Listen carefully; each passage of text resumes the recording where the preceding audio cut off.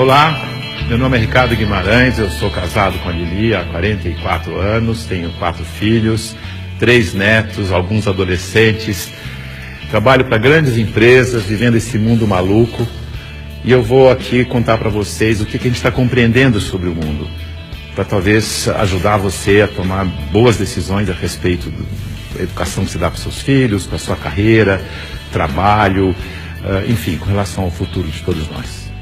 Olha isso aqui. Esse desenho, ele significa o que está acontecendo com o mundo.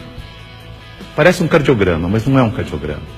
Ele mostra que tem um momento que as coisas estavam muito paradas, quase mortas, e começa a acelerar, e passa a ter uma animação, uma vida que não tinha antes.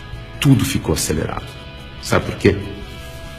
Por causa da tecnologia de informação e comunicação. Nessa fase, tinha pouca gente no mundo, e a tecnologia de informação e comunicação era muito rudimentar e cara. Telefone fixo no lugar, imagina. Demorava muito para as coisas acontecerem. O cenário era estável, quase parado, lento, previsível, controlável, simples. Acontecia uma coisa de cada vez. Nessa fase, criamos instituições com hierarquias poderosas que controlavam o mundo. E nós nos sentimos muito seguros, porque tudo permanecia igual por muito tempo.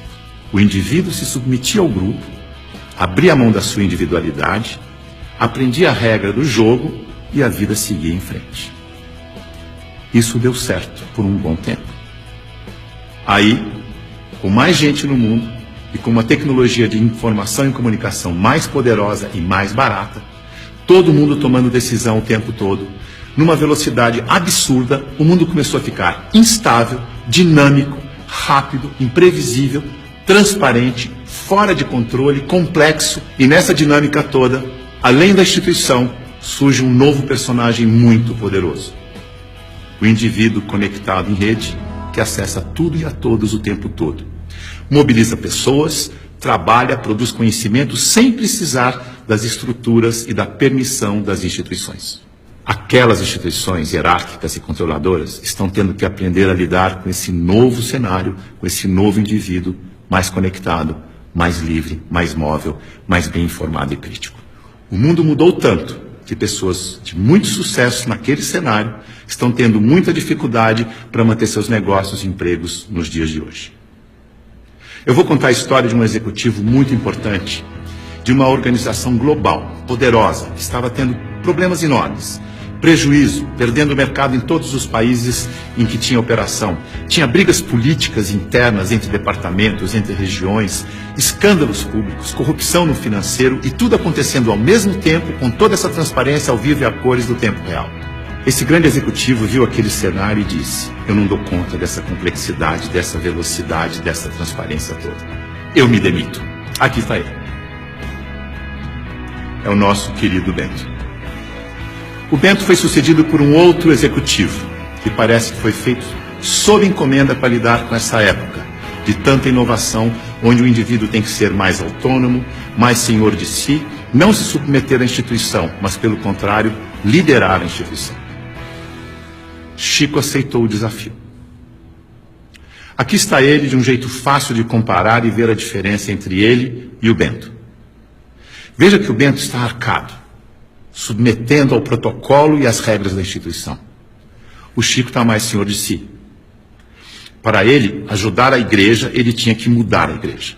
Para mudar a igreja, ele tinha que criticar e propor novas maneiras de fazer as coisas.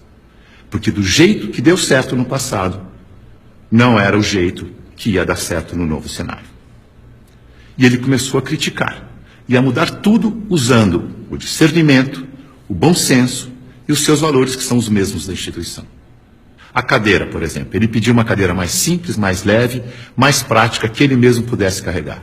A roupa, uma roupa que fosse fácil de vestir, leve, simples e confortável. O discurso, ele não queria que alguém escrevesse o discurso para ele. Ele mesmo ia fazer o discurso com as palavras dele. E para ele estar sempre atualizado e poder falar à vontade, ele não ia ficar isolado no Palácio do Vaticano, num quarto de 300 metros quadrados.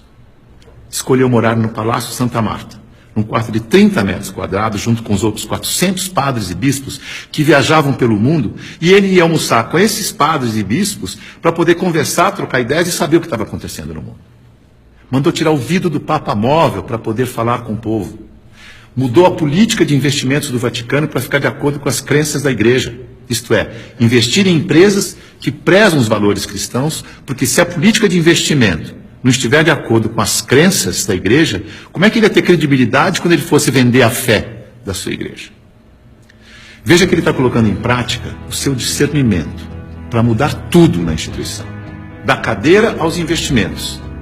Ele busca simplicidade, praticidade, economia, agilidade, leveza e consistência. O Chico é um bom exemplo de sucesso neste novo cenário.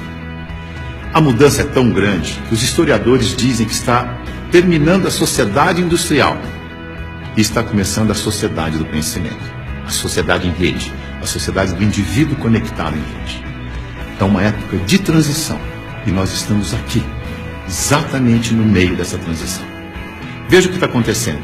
Neste ambiente estático, estável, a boa empresa funcionava como um relógio, uma engrenagem sem vida, isolada do ambiente, tic-tac, tic-tac, tic-tac, onde o empregado era uma peça da engrenagem. O futuro era igual ao passado. Na medida em que o ambiente foi ficando mais mutante, mais veloz, novidade a toda hora, imprevisível, a empresa tem que se atualizar, aprender e evoluir o tempo todo para não desaparecer. Não é mais conservar, mas é adaptar-se, aprender, evoluir. Não pode ser um relógio que se repete eternamente igual, mas um sistema vivo, aberto, interativo, que aprende e evolui sem parar. E as pessoas não podem ser peças de engrenagem que se repetem sem pensar. Tem que ser células vivas, sensíveis, críticas, interativas, que trocam ideias, sugerem soluções, como o Chico. A boa notícia é que a gente sabe gerenciar muito bem os sistemas vivos. Sabe por quê? Porque nós somos sistemas vivos. Somos feitos de sistemas. Sistema respiratório, sistema endócrino, sistema ósseo, sistema digestivo. Sistema é um conjunto de elementos que trabalham de forma interdependente com um propósito comum. Como o nosso corpo. O ponto mais importante para a saúde do nosso corpo é a interdependência. Veja no seu próprio corpo. Nossos órgãos trabalham de forma interdependente, sempre em busca do equilíbrio do corpo. Esse é o propósito. Se um órgão declara independência, e isso se chama câncer, o corpo entra em colapso. A integração entre os órgãos desaparece. A energia do corpo se esvai, não consegue mais interagir com o ambiente, nem reagir aos estímulos. Como um sistema aberto, ele vai sucumbir ao cenário. Então, se você quer trabalhar numa empresa de sucesso neste cenário, ajude a funcionar como um sistema vivo aberto. Você sabe, porque você é um sistema vivo aberto. Mas aqui vão algumas dicas para ajudar. Use o seu discernimento, seu bom senso e sua intuição. Confie em você. Promova a integração e a interação, onde você estiver. Seja sensível a informações relevantes para aperfeiçoar seu trabalho e a empresa. E o mais importante de tudo, reconheça que a realidade é interdependente. E por isso precisa da participação de cada um e de todos para resolver os seus problemas. Lembre-se, a boa gestão da interdependência garante a boa saúde do seu corpo e da corporação. Mais uma dica, não deixe as pessoas confundirem autonomia com independência. Autonomia significa que você tem consciência de que faz parte de um todo maior e por isso você pode falar pelo todo. Por isso pode ocupar cargos de responsabilidade na hierarquia. Independência é quando você não se reconhece como parte do todo e olha só para a sua parte, colocando o todo do sistema em risco de colapso. Independência ou morte deu certo no século passado. Neste século, o certo é interdependência ou morte. Veja a evolução das relações na empresa e no mercado. No começo, a hierarquia era absoluta. Poucos mandavam e todos obedeciam como crianças obedientes. Não tinha concorrente, mas precisava de canal para vender. Depois, a empresa cresce, a hierarquia permanece, mas as áreas passam a ter seus chefes. As crianças ficaram jovens e, como jovens, andam em tribos. Nós versus eles. As áreas competem o tempo todo porque precisam se afirmar como jovens. Essa é a fase da independência ou morte. No mercado, o concorrente aparece e obriga a empresa a olhar para o consumidor. Hoje, a competição continua, mas vai ter que conviver com a cooperação para sobreviver nesse mundo mais veloz e mutante, em que a interdependência fica cada vez mais importante. Temos que amadurecer como indivíduos e olhar para o nosso interesse pessoal e do todo ao mesmo tempo.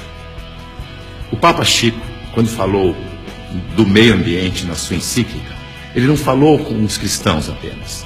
Ele falou com todos que vivem neste planeta, que ele chamou de a nossa casa. É isso aí. É nós. Junto e misturado. Essa é a real.